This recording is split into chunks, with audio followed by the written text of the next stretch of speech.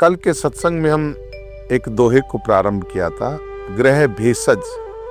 अब एक एक को समझना पड़ेगा। ग्रह क्या है? कितने ग्रह हैं? 9 ग्रह हैं। आप सब जानते हैं कि ग्रहों में से कितने ही स्वाभाविक रूप से कुछ शुभ ग्रह होते हैं, कुछ अशुभ ग्रह भी होते हैं। और जो लोग ज्योतिष जानते हैं वो जानते हैं कि शुभ भी है ग्रह, अशुभ भी है। वो भी सारे के सारे ग्रह, ब्रह्मांड में रहने वाले ये ग्रह भी सारे के सारे शुभ नहीं है। और जब हम अपनी जन्म पत्री दिखाते हैं, वो कहते हैं ये गलत स्थान में आ गए, ये क्षीण हो गए, ये वक्री हो गए, ये टेढ़े हो गए, इनकी गति बढ़ गई, इनकी गति घट गई, इनका संयोग किसी क्रूर ग्रह के साथ में हो गया, उनकी दृष्टि कभी शुभ हो गई, कभी अशुभ हो गई। तो बृहस्पति का जन्म अष्टम प्राणनाशक और वही द्वितीय और नवम में आरोग्य और अनेक सुखदाता भी बुरे भले स्थान के संग से होता है। ग्रह अच्छा है बृहस्पति, लेकिन कहीं अच्छा होता है, कहीं बुरा होता है। शशि सर नव दुई 6 10 गुण मुनि फल बसु हर भानु। अब ये पूरी चर्चा है, यानी मेष वृक मिथुन कर्क सिंह जितनी राशियां जो है उनके अंदर शशि 1, सर 5, 9, 2, 6, ये पूरी इसके ऊपर अपन चर्चा करेंगे तो फिर एक विषय अपने को ज्योतिष का लेना पड़ेगा। लेकिन यहाँ गोस्वामी जी ने जो कहा वो ये कहा कि ग्रह है, यानी ग्रह भी अच्छे होते हैं और बुरे होते हैं। जब हमने कहा कि जड़ चेतन गुण दोष में, तो हम कहते हैं भले ग्रह और बुरे ग्रह। दूसरा जो शब्द आएगा वो आएगा भेषज। भेषज माने दवा, औषधि। अनुपान अच्छा, समय ठीक हुआ, रोग की ठीक पहचान कर दवा दी तो दवा गुण कर दी। नहीं तो कहते हैं दवा का तो रिएक्शन हो गया। तो इसका मतलब दवा अच्छा काम भी करती है और दवा अगर गलत दे दी जाए तो रिएक्शन भी करती है। दवा हानिकारक भी हो जाती है। दवा के लिए लिखा जाता है पहले से कि औषध को चिकित्सक के परामर्श से ही लेवे, यानी हर औषध गुणकारी नहीं होती है। दवा की शीशी पे लिखा, और आजकल तो ये कहा जाता है बाकायदा लाइसेंस दिया जाता है। अब हालांकि अलग बात है कि जो गुरु कृपा से सीखे हैं उनके पास जो विद्या वो शायद लाइसेंस वालों के पास भी नहीं मिलती। तो इसके भेद से, इसका भेद क्या है वेद ही जानते हैं। कई जगह एंटी दी जाती है, कई जगह रोग को ही बढ़ा दिया जाता है, जहर को जहर से ही मारा जाता है, ठंड को ठंड से ही खत्म किया जाता है। होम्योपैथी में तो ऐसी व्यवस्था है कि वहां एंटीबायोटिक नहीं दिया जाता। उनका मानना है कि मर्ज का हद से गुजर जाना भी दवा होता है, यानी अगर ठंड है तो उसको और ठंड दे दो तो शायद ठीक हो जाएगा। और ये फार्मूला सही बैठता है, वो एंटीबायोटिक नहीं देते।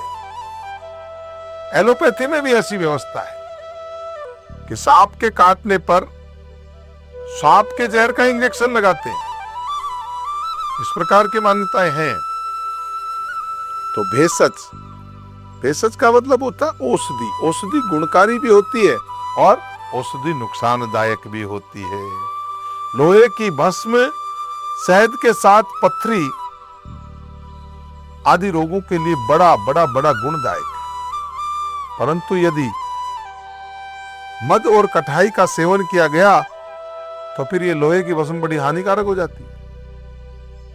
अगर उसमें ध्यान नहीं रखा गया, पत्ते का ध्यान नहीं रखा, तो औषधि गुणकारी भी होती है, औषधि हानिकारक भी होती है। शहद अच्छी चीज है, परंतु उसके संग से लोह भस्म सुवस्तु, मद एवं खटाई बुरी है।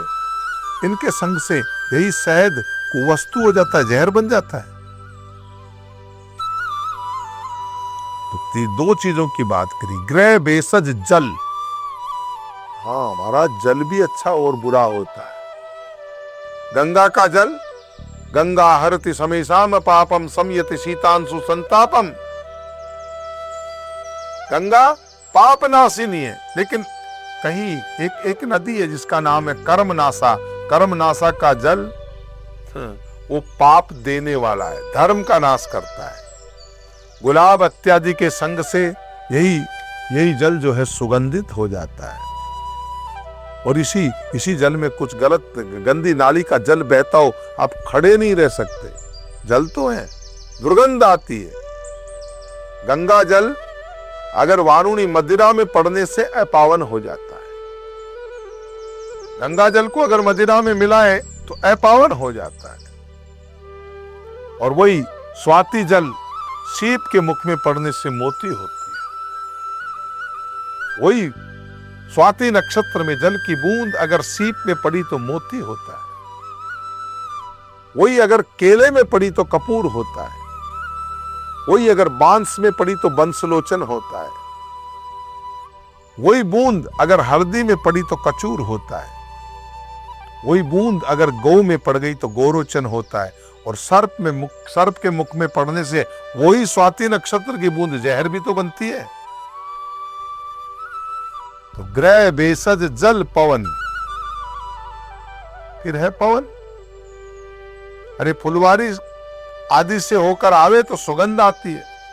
और वही हवा अगर कोई मरा हुआ जानवर पड़ा हो या कहीं गंदगी से वो आए, अरे बाप रे बाप, नाक बंद करके निकलना पड़ता है। और वही बढ़िया किसी ने सेंट इत्र या खसखस लगाया हो, हीना का इत्र लगाया हो, तो बड़ा आनंददायक प्रदान होता है कि वाह पवन बड़ा अच्छा आ रहा है, महक आ रही है।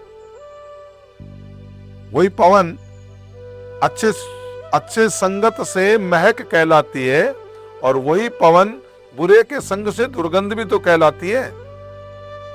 वस्त्र संत विरक्त महात्माओं की गूदड़ी का देवी देवताओं पर चढ़ा हुआ शुभ होता है, लेकिन वही मुर्दे का कफन है, हाथ भी नहीं लगाते। मुर्दे के कपड़े जो है शमशान से कोई उठा करके भी, चाहे कितना ही कीमती क्यों न, नहीं उठा लेते। महात्माओं के मृतक शरीर का अगर वस्त्र होगा तो वो भी प्रसाद रूप माना जाता है। लोग उनकी चरण पादुकाएं तक ले जाते हैं।